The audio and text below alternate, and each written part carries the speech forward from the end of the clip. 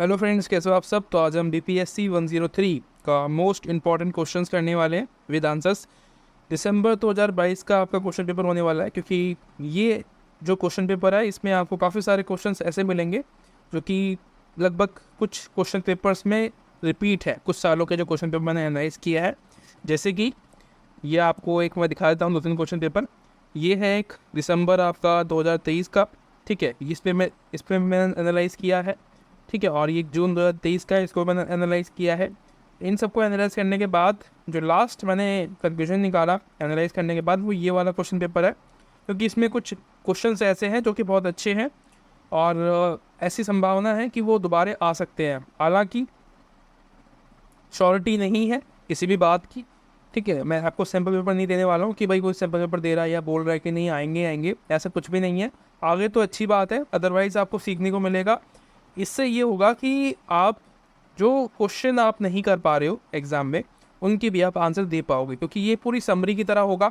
जितनी भी बुक पढ़ी है आपने अभी तक या ना पढ़ी है, कोई बात नहीं, वो पूरी समरी मैं आपको आंसर्स के अंदर देने वाला हूँ, ठीक है। जितने भी क्वेश्चन आएंगे, मोस्टली क्वेश्चन आप अटैम्प्ट कर पाओगे, ठीक है। इसकी वजह से जैसे कि इसका अर्थ पूछेगा तो वो आप बता पाओगे, यानी कि जो इंडिपेंडेंसी है उसका अर्थ क्या होता है, इसके नेगेटिव और पॉजिटिव्स क्या होते हैं, वो सब यहाँ पे मैं आपको बताने वाला हूँ, ठीक है।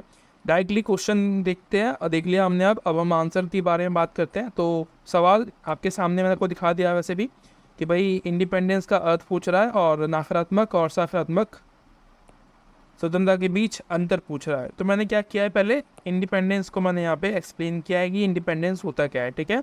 आत्मनिर्भरता इंडिपेंडेंस कहते हैं। इसके अलावा इसकी जो और भी परिभाषाएं हैं और भी जो चीज़ें हैं मैंने यहाँ पे लिखी हुई है, ये आप इसको पढ़ लेना, ठीक है। ये आप लोगों के लिए है, टाइम बचाना है हमको, ताकि आप इसको पढ़ लोगे। बहुत ईजी तरीके से लिखा हुआ है, ज़्यादा कुछ है नहीं इसके अंदर। सेकेंड जो जो मैंने इसका जो पॉइंट बनाया है वो है इन दोनों के बीच में जो अंतर है या नेगेटिव और पॉजिटिव जो हैं वो यहाँ पे मैंने बताए हैं इंडिपेंडेंस के। तो ये एक ये रहा और एक ये रहा। इसको मैंने एक अलग पेज पे इसलिए किया है क्योंकि ताकि आपको पूरा एक कंटेंट एक ही पेज पे मिल जाए, ठीक है, ताकि दिक्कत ना हो। तो मैंने इनको दोनों को अलग अलग एक्सप्लेन किया है, आप इसको इजीली पढ़ पाओगे, ठीक है। फ्रीडम टू फ्रीडम फ्रॉम से जो है बात करता है बेसिकली। जो नकारात्मक इंडिपेंडेंसी है वो बात करती है कि भाई आप इंडिपेंडेंस तो हो, ठीक है, आप स्वतंत्र हो, लेकिन अपने लिए। इसका मतलब ये नहीं है कि आप किसी दूसरे की स्वतंत्रता को छीन रहे हो, ठीक है। कहने का मतलब आप बोलने के लिए स्वतंत्र हो, ठीक है, आप कुछ भी कह सकते हो। इसका मतलब ये नहीं कि आप दूसरे को गाली दोगे, ठीक है। तो ये भी हमें इंडिपेंडेंस के अंदर दिखता है कि एक तो होती है पॉजिटिव इंडिपेंडेंसी, एक होती है नेगेटिव इंडिपेंडेंसी। इंडिपेंडेंस इतना भी ना होना हो कि भाई आप दूसरे की इंडिपेंडेंसी छीन रहे हो, ठीक है। तो इसी को हम सकारात्मक या नकारात्मक इंडिपेंडेंसी कहते हैं। आपको समझ में आ गया होगा कि दोनों में क्या डिफरेंस होता है, और इनके एग्जांपल्स मैंने यहाँ पे लिखे हुए हैं। अगर आपको चाहिए तो आप इनको पढ़ सकते हो, ठीक है। आपको पढ़ना ही पड़ेगा, आपके पास कोई ऑप्शन नहीं है। उसके बाद स्वतंत्रता की नारीवादी अवधारणा का परीक्षण कीजिए। तो यहाँ पे वुमेनिज्म पूछ रहा है आपसे, ठीक है, यानी कि इंडिपेंडेंस में जो, क्योंकि देखो मोस्टली जो इश्यूज रहते हैं वुमेन्स के साथ रहते हैं इंडिपेंडेंसी को लेके, कि भाई महिलाएं स्वतंत्र नहीं है किसके लिए, किसी भी काम के लिए। अब बात करते हैं एजुकेशन के लिए, यानी कि आर्थिक उसमें चीज़ों में और समाज में और राजनीतिक रूप से। ये कब कोई भी चीज़ें आप देखोगे इसमें महिलाएं पहले तो नहीं थी, अब तो है, ठीक है। आप ये नहीं कह सकते कि नहीं है, अब है, ठीक है। तो ये कहना बेकार रहेगा। अब काफ़ी इंडिपेंडेंसी है और काफ़ी ठीक है अब, ठीक है, पहले से। अब रिजर्वेशन भी मिलता है और साथ साथ पे जो लोकसभा है, जो अपनी पार्लियामेंट है, वहाँ पे 33% सीटें जो है महिलाओं के लिए रिजर्व की गई है। तो वो भी इसको देखते हुए आप कह सकते हो कि हाँ अब ठीक है, हालात काम किए जा रहे हैं, ठीक है। ऐसे मना नहीं कर सकते हम, जो काम हो रहा है डेफिनेटली उसकी हम तारीफ करनी चाहिए हमें। महिलाओं को सामाजिक और सांस्कृतिक घटनाओं से मुक्त करना जो पुरुषों के अधीन है। तो ये जो है एक पॉइंट तो ये हो गया। उसके अलावा आर्थिक स्वतंत्रता, ठीक है, इसमें क्या आ गया, एजुकेशन आ गई, स्किल्स आ गई, ताकि महिलाएं जो है खुद का पैसा कमा सकें, ठीक है। तो इसके लिए आर्थिक स्वतंत्रता देना उनको। और जैसे कि अभी गवर्नमेंट ने एग्जाम्पल के लिए एक लखपति दीदी करके एक जो अभियान है वो चलाया है, जिसमें कि सरकार अपनी तरफ से जो महिलाएं हैं, जो संगठन होता है, उनको कुछ पैसे देती है, ठीक है, लोन के आधार पे, और इंटरेस्ट लगभग ना होता है, ना के बराबर होता है। तो वो लखपति दीदी के लिए होता है, कोई बिजनेस करना है, ठीक है, एंटरप्रेन्योरशिप करनी है महिलाओं को, तो वो कर सकती हैं। तो ये लखपति दीदी का एग्जांपल है, अभी लेटेस्ट है तो मैंने इसलिए इसमें ऐड कर दिया। शारीरिक स्वतंत्रता या स्वायत्ता, इसमें भी ये है कि भाई जो महिलाएं हैं उनको बच्चे पैदा करने के लिए फोर्स किया जा रहा था पहले, और यौन उत्पीड़न था, यानी कि ज़बरदस्ती उनके साथ संबंध बनाना और हिंसा मुक्त करना उनको, ये सारे जो चीज़ें हैं उनके लिए महिलाओं को इंडिपेंडेंस देना बहुत ज़रूरी था, ठीक है, कि भाई वो नो बोल सके, ये तो अब है।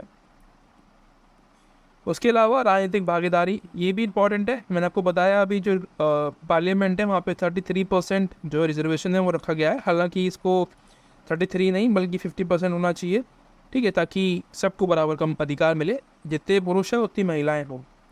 ये भी जो है थोड़ी चालाकी कर गई सरकार, इसमें थोड़ा सा बढ़ावा करना चाहिए। उसके बाद नारीवादी स्वतंत्रता के उदाहरण यहाँ पे लिखे हुए हैं, आप इसको पढ़ लेना, ठीक है। घरेलू हिंसा से सुरक्षा के लिए कानून बनाना, काम पर समान वेतन देना, शिक्षा रोजगार में वृद्धि करवाना, राजनीतिक पद पर आश्रित या आरक्षण की बात कर रहा है, रिजर्वेशन की बात कर रहा है, वो देना। तो ये जो है मैंने शॉर्ट्स में लिखे हुए हैं, आप इनको और एक्सप्लेन करके अच्छे से लिख सकते हैं, ठीक है।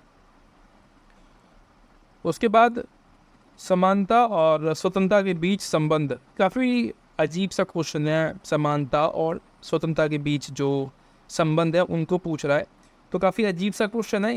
इसका आंसर देना लगभग इम्पॉसिबल सा है, काफ़ी कठिन सा है, लेकिन कोशिश की है मैंने कि दे दूं आंसर ताकि आपको दिक्कत ना आए। अगर आंसर इसका क्वेश्चन आ जाता है, अगर आ गया मुश्किल से तो ठीक है, अदरवाइज़ कोई बात ही नहीं है फिर तो ये सबसे पहला जो है आपका स्वतंत्रता का मतलब मैंने यहाँ पे लिखा है, उसके बाद समानता का मतलब लिखा है कि भाई जो इंडिपेंडेंसी है उसका मतलब होता है आप इंडिपेंडेंट हो कुछ भी करने के लिए, आप जॉब करने के लिए, एजुकेशन के लिए, कहीं जाने के लिए, कहीं से आने के लिए इंडिपेंडेंट हो, आप पे कोई भी दबाव नहीं डालेगा अगर आप 18 साल से ऊपर के हो, ठीक है। बाकी आपसे उससे पहले तो आपके पेरेंट्स आपके लिए जिम्मेदार होते हैं, तो इसीलिए कह रहा हूँ। उसके बाद समानता का मतलब होता है आप इक्वल हो, इक्वलिटी की बात आती है यहाँ पे कि भाई कोई भी जाति धर्म लिंग के आधार पे कोई भेदभाव आपसे नहीं किया जाएगा, इसी को हम समानता बोलते हैं। तो ये दोनों क्या है, इनके संबंध पूछ रहा है, इनके संबंध आपस में क्या होते हैं। देखो जब हम बात करते हैं स्वतंत्रता की और जब हम बात करते हैं समानता की, तो लगभग ये जो है ना ये साथ आते हैं, किसमें, हमारे कॉन्स्टिट्यूशन के अंदर ये दोनों आपको साथ में दिखते हैं। हमारे जो प्राइम्बल है कॉन्स्टिट्यूशन का सबसे पहला जो पेज होता है प्राइम्बल जो होता है, आप एनसीईआरटी के बुक्स आपने पढ़ी होंगी तो वहाँ पे प्राइम्बल लिखा होता है, प्रीएम्बल बोलते हैं सॉरी उसको, ठीक है, प्रस्तावना बोलते हैं हिंदी में, तो वो लिखा होता है, तो उसमें स्वतंत्रता समानता शब्द लिखे होते हैं, तो उसमें जो है दोनों सेम एक साथ आते हैं, तो इसीलिए भी जो है इसको आप समान देख सकते हो इस रूप में भी। लेकिन ये परिभाषा दोनों की अलग अलग है, ठीक है, लेकिन मैंने यहाँ पे कोशिश की है कि इसको समझा दूँ यहाँ पे कि भाई समानता जो है वो इस तरीके से काम करती है, यानी कि इसमें आपको राजनीतिक समानता, सामाजिक समानता, नागरिक और आर्थिक समानता दी जाती है, ठीक है। और आप इन समानता को पाने के लिए स्वतंत्र हैं, आप किसी भी पार्टी में, किसी भी समाज में, किसी भी कोई भी जॉब आप कर सकते हो, है ना, साथ में काम कर रहा था उन चीज़ें, तो इसीलिए जो हम यहाँ पे इसको संबंध में लेके चलते हैं। उसके अलावा यहाँ पे एक मैंने बताया है स्वतंत्रता का पॉइंट, इसमें समाज में लोगों को खुलकर अपनी बात करने का, कहने का जो है आज़ादी होती है, जबकि समानता और जो न्याय संघर्ष के आधार को घटाने में मदद करता है। जो न्याय संघर्ष है यानी कि समानता, मैंने आपको बता दिया कि भाई जब हम बात करते हैं न्याय की, इक्वलिटी की, तो ये घटाने की कोशिश करता है कि भाई जहाँ पे असमानताएं हैं उनको कम किया जाए, ठीक है, राइट। अभी मैंने आपको बताया कि भाई स्वतंत्रता का मतलब ये नहीं होता कि आप किसी दूसरे की स्वतंत्रता को छीन रहे हो, आपके पास इंडिपेंडेंस है, आप जा सकते हो, किसी से भी कुछ कह सकते हो, अपनी बातें कहने का मतलब है आपका, आप रख सकते हो अपनी बातें, लेकिन इसका मतलब ये नहीं कि आप अपनी बातें रख रहे हो तो दूसरे को बुरा लग रहा है। इसका भी ध्यान रखना है हमको कि आप किसी दूसरे की व्यक्ति को किसी के नाम के आधार पे, धर्म के, किसी जाति के आधार पे गाली ना दें, ठीक है, ना जेंडर के आधार पे गाली दे, तो ये पाप है, ठीक है, ये दंडनीय अपराध है, राइट। तो ये आपका क्वेश्चन ये तो रहा एक। उसके बाद एक और क्वेश्चन है, अलगाव के मार्क्सवादी सिद्धांत का वर्णन कीजिए। अलगाव पहले आपको पता होना चाहिए क्या होता है, मैंने यहाँ पे अलगाव का मतलब लिखा हुआ है। सबसे पहले तो मैं आपको ऐसे ही बता देता हूँ कि क्या होता है। अलगाव मतलब होता है एलियनेशन, ठीक है, जैसे कि एलियन होते हैं ना, अलग होते हैं हमसे, पता तो नहीं है कि है या नहीं है, लेकिन एलियन यानी कि एलियनेशन मतलब अलगाव फील करना। इसको हम एग्जाम्पल समझ सकते हैं कि भाई एक व्यक्ति, कोई एम्प्लॉय है जो कि किसी फैक्ट्री में काम करता है, उसका काम क्या है, शूज़ बनाने का, क्या, जूते बनाने का काम करता है। और जो पूरा कंट्रोल है ना उस उद्योग पे, उस फैक्ट्री में, वो उस मालिक का है जिसकी वो कंपनी है, ठीक है। और जितना भी प्रॉफिट होगा वो उस मालिक को होगा। तो ये जो श्रमिक है, ये अपना काम करता है बेचारा, ठीक है, इस पे ये जो जूता बनाएगा, इस जूते पे इसका कोई भी अधिकार नहीं है, ठीक है। कोई भी राइट नहीं है कि इस जूते को वो यूज़ कर सके पहनने के लिए, या अपनी मर्जी से किसी को बेच सके, उसका प्रॉफिट ले सके, नहीं। तो इसी को एलिनेशन कहा गया है कि भाई जो सरकारी या जो कर्मचारी है, जो काम करता है बेचारा नौकर, वो बिल्कुल भी अपने प्रोडक्ट से जो बना रहा है उससे बिल्कुल भी संबंधित फील नहीं करता कि वो मेरा है, क्योंकि उसे पता है, उसे लगता है कि ये मेरा है ही, क्योंकि ये इसको बेचने के लिए यूज़ किया जा रहा है, बनाया जा रहा है, किसी और को सेल किया जाएगा, मेरे को सैलरी मिलेगी उस चीज़ की, ठीक है। ये है, इसको जो कार्ल मार्क्स है उन्होंने एलिनेशन कहा है, यानी कि अलगाव कहा है, ठीक है।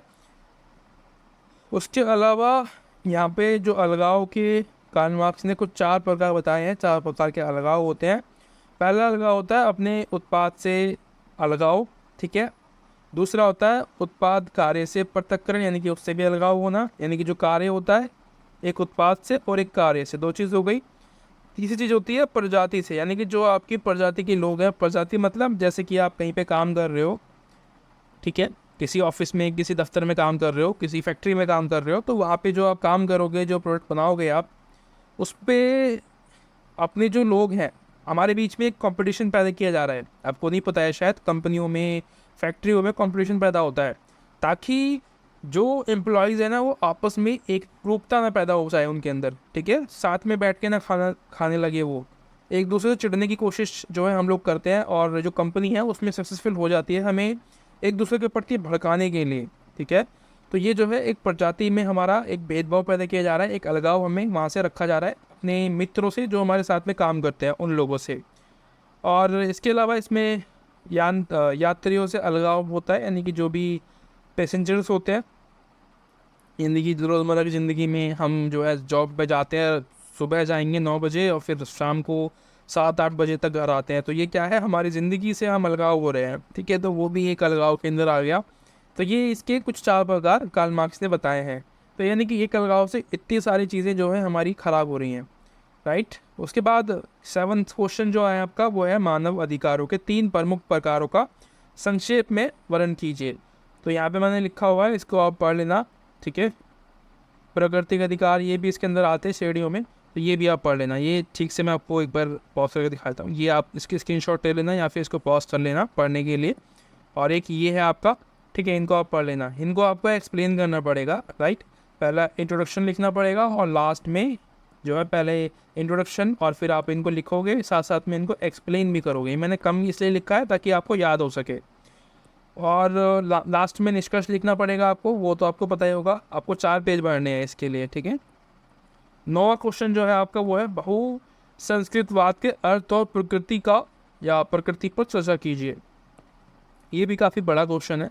इसमें मैंने पहले अर्थ को बताया है कि जो बहुल क्या है, बहुल संस्कृतवाद जो है, इसको मैंने एक्सप्लेन किया है। देखो, इंडिया आपको पता है मल्टी कल्चरल जो है हमारा इंडिया है, यहाँ पे बहुत सारे कल्चर है, भाषा है, रीति रिवाज हैं, खाने पीने का तरीका है, कपड़े पहनने का तरीका है। हमारे जो एक तरीके से घर हैं वो भी अलग तरीके के हो जाते हैं, क्योंकि हमारी जो कल्चर है वो उस प्रकार का है। तो ये एक हमारे अंदर एक भावना पैदा करता है एकजुटता की, और साथ साथ में विभिन्नता में एकता हमारे अंदर आपको देखने को मिल जाती है। तो ये भी जो है मैंने यहाँ पे लिखा हुआ है इसके अर्थ के अंदर, ये आप इसको और एक्सप्लेन करेंगे तो और अच्छे से आप लिख पाओगे इसको, ठीक है, एक्सप्लेन करके। उसके बाद प्रकृति जो है इसका जो नेचर है, मैंने यहाँ पे लिखा हुआ है कि भाई विभिन्नता है, इसमें मान्यता है और अल्पसंख्यक अधिकार आपको इसमें मिलते हैं। इनको भी आपको एक्सप्लेन करना पड़ेगा, ठीक है। कहने का मतलब, इंडिया में जो प्रकृति है विभिन्नताओं वाली है, दुनिया भर के कल्चर आपको दुनिया में देखने को मिलते हैं, और जो मान्यताएं हैं वो सब इसको फॉलो करते हैं। अलग अलग प्रकार के जो धर्म है वो अलग अलग लोग उसको फॉलो करते हैं।